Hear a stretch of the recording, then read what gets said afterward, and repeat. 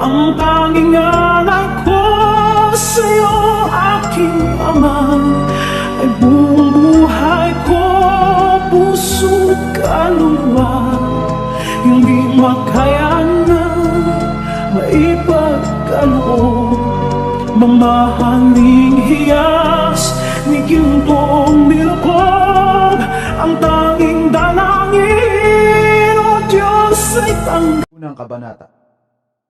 Ito ang talaan ng mga ninuno ni Hesukristo na mula sa angkan ni David, na mula naman sa lahi ni Abraham.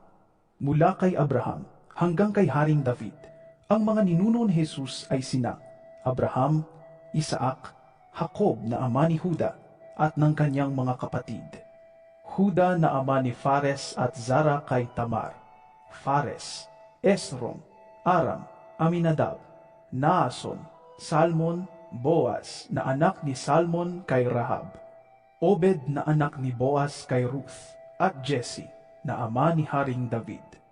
Mula naman kay Haring David hanggang sa naging bihag ang mga taga-Huda sa Babilonya, ang mga ninuno ni Jesus ay sina David, Solomon na anak ni Haring David sa asawa ni Urias, Rehoboam, Abias, Asa, Jehoshaphat, Joram, Ozias, Jotam, Akaz, Ezekias, Manases, Amon, Hosias, Jeconias at ang mga kapatid nito. At pagkatapos na sila'y maging bihag sa Babilonya hanggang sa ipanganak si Jesus, ang mga ninuno niya ay sina Jeconias, Salatiel, Zerubabel, Abiud, Eliakim, Azor, Sadok, Akim, Eliud, Eleazar, Matan, Jacob, at si Jose, na asawa ni Maria. Si Maria ang ina ni Jesus, ang tinatawag na Kristo. Sa makatuwid, may 14 na salin lahi mula kay Abraham hanggang kay David, 14 mula kay David hanggang sa pagkabihag ng mga Israelita sa Babilonya, at 14 din mula sa pagkabihag sa Babilonya hanggang kay Kristo. Ito ang naganap ng ipanganak si Hesukristo. Si Maria na kanyang ina at si Jose ay nakatakda ng magpakasal. Ngunit bago sila makasal, nagdadalang tao na si Maria sa pamamagitan ng kapangyarihan ng Espiritu Santo. Subalit dahil isang matuwid na tao si Jose na kanyang mapapangasawa at ayaw nitong malagay sa kahihiyan si Maria, binalak niyang hiwalayan si Maria ng palihim. Ngunit habang pinag-iisipan ito ni Jose, nagpakita sa kanya sa panaginip ang isang anghel ng Panginoon.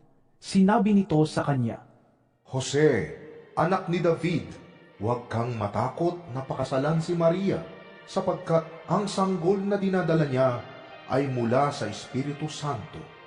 Magsisilang siya ng isang batang lalaki, at Jesus ang ipapangalan mo sa sanggol, sapagkat ililigtas niya ang kanyang bayan sa kanilang mga kasalanan.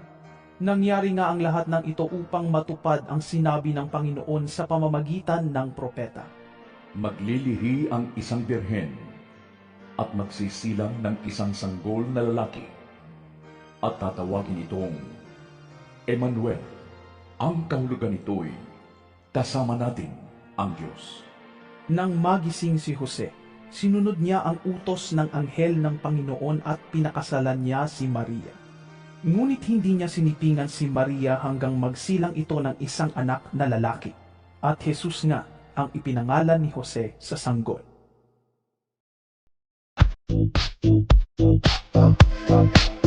It's been said and done, every beautiful thought's been already sung, and I guess right now here's another one. So your melody will play on and on, with the best of all, you are beautiful.